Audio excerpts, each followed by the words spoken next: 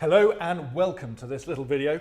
We've been sent some products from Sonax in Germany for testing, and these are compounds, and they're listed. We've got two slightly different ones, but they're all trying to hit that kind of holy grail of one step, as in being able to cut quite well and to create a gloss quite well. So this one is called the EX0406, which is catchy.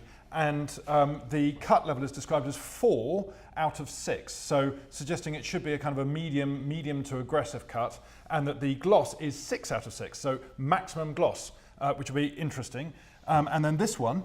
This one, we've got the cut and finish. This is a 5 on the cut and a 5 on the gloss, so it suggests that it's going to be cutting through quite aggressive stuff, leaving a decent gloss after it. I should also say as well, these are actually designed for specific machines. So this one is for rotary and this one is for dual action only.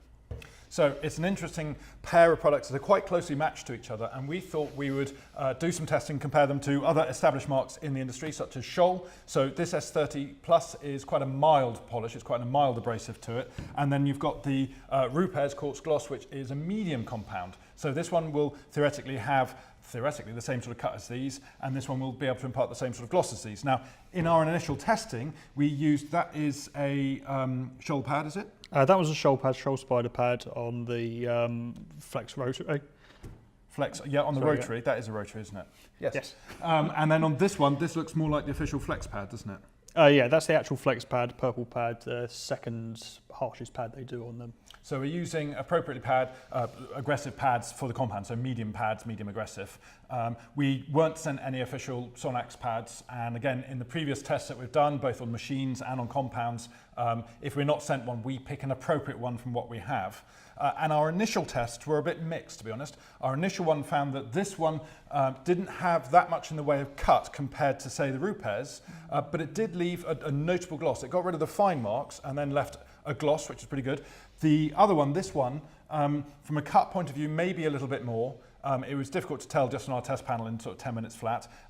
And the gloss on it, though, this definitely had better gloss than this one. So what we noticed on wipe down is that the gloss decreased on this one quite significantly. So at the moment, we were just sort of sitting there and thinking, well, you know, from a cut point of view, the Rupes medium is definitely more aggressive in how we've tested it. But what we're going to do now is on the instructions on this one, it says it should do 1500 grit sand marks, so quite aggressive sand marks. And it's got quite specific sort of application instructions. So what we're going to do now is wet sand down a part of this panel with 1500 grit, and then try and machine it out with that as it says it should. So it'll be quite interesting to see if it actually manages that.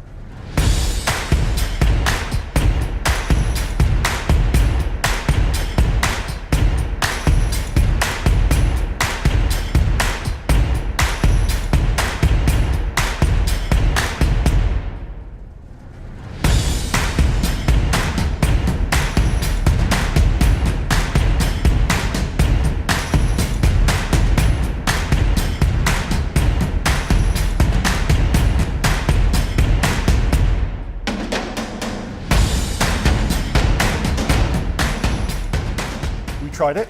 What did you think, Ian? Well, I'd say put some 2000 grits marks into the panel there. It should at least get rid of that if it goes down to 1500 grits. So yeah, put it on with a purple pad on the rotary, a couple of passes, and yeah, it's taken it out. It does what it said it should do, and a little bit more. Also tested the gloss after it with the panel wipe and saw no reduction in the gloss this run. So I don't know if it was just something to do with how the panel was before when we tried it, but yeah, no reduction in the gloss with the panel wipe.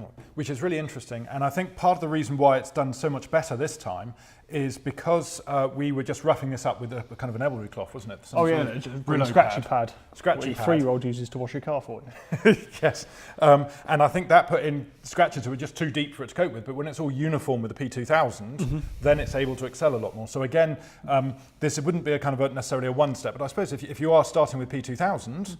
I wouldn't say P2000 is a massive challenge for these sorts of compounds, though. It should be the very least what they can take out, especially when you've got quite an aggressive pad on there as well. But the fact that it's refined it down quite nicely, hasn't left any major holograms behind, it's breaking down okay. So it's a good starting point at the very least. Brilliant. And I noticed there was a bit of sling on it. A little bit, but I think that could have been to do with the pad itself as well. So because it's not a fresh out the box pad that we're using, gotcha. So just broke down a little bit of fling out. not the end of the world, though. No, Sort of things. And not much in the way of dust, I noticed. No dust after it either, so it contains itself quite well. So I think it's a fairly user-friendly one. And of the two that we have, so we have this one. This is the cut and finish, and the other one is the EX04-06.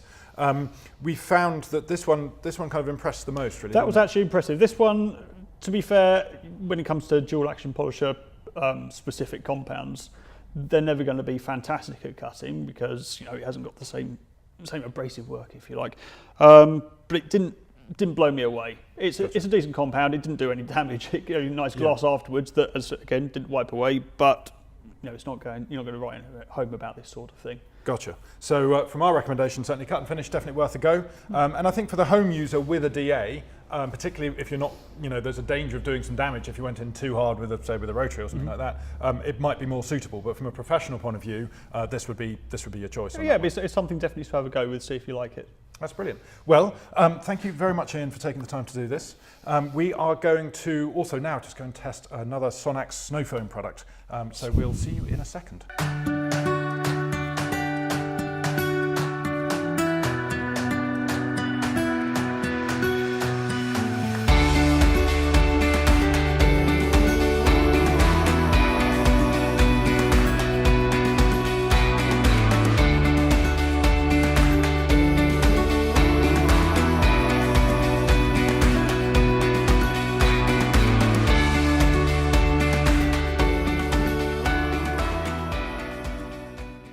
Welcome back.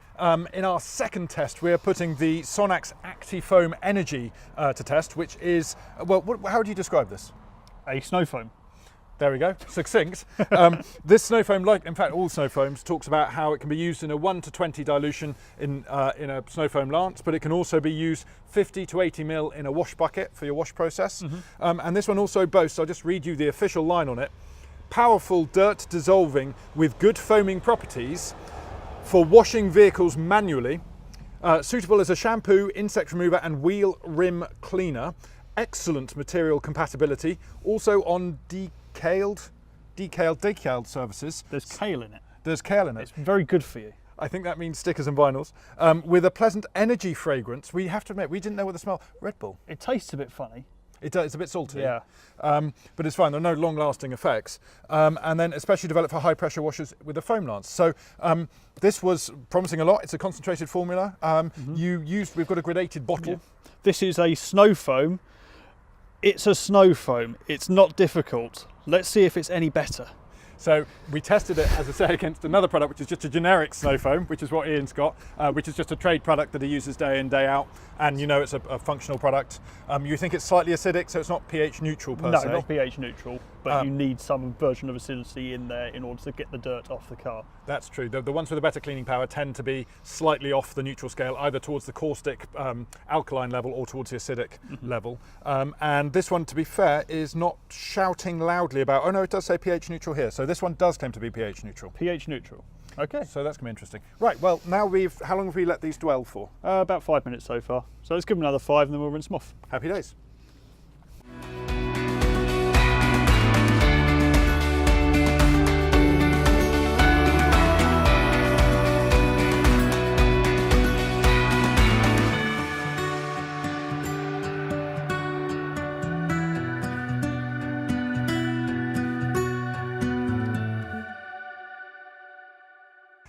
Welcome back. Now we have a bit of a quandary here because I always like to think there are good products and bad products and there's a nice big spectrum of it. Ian is a little bit more cynical on certain things. And correct, if I'm going to be honest, correct. I hate to admit it, but today in terms of the snow foam, as you can see from the pictures, the results are pretty difficult to distinguish. At the end of the day, according to Ian, and I'm inclined to agree with him on this matter, snow foam is a snow foam. Well, it's not a bad thing that it's not done any better or any worse than anything else. It's doing what it's supposed to. It's taking off the loose soiling on the top. But the only thing that's really going to make a snow foam stand out is if it dwells on there for exceptionally long times, if it's not affected by heat or by anything that's going to stop it working as quickly as you'd hope. The fact that it has performed as well as another snow foam means it's doing what it's supposed to do. So marks. Yeah, no, absolutely. Yeah. It does what it says on the tin, which at the end there is what you want. I think it might be worth noting that the other one isn't pH neutral, this one is, and the cleaning power is similar, but it is very much a kind of a small thing. And we haven't been able to test how well it is in hot weather because England. Because England, yes. So anyway, the answer is the Sonax Actifoam Energy Snow Foam is a perfectly good snow foam. Yeah, that's good. And if anyone from Australia wants to bring us out there so we can see what it performs like in warm weather, send us an email. That would be really good. Like plane tickets, please. Anyway, thank you very much for watching, and I'm sure we'll do some new product tests soon. God, I hope so.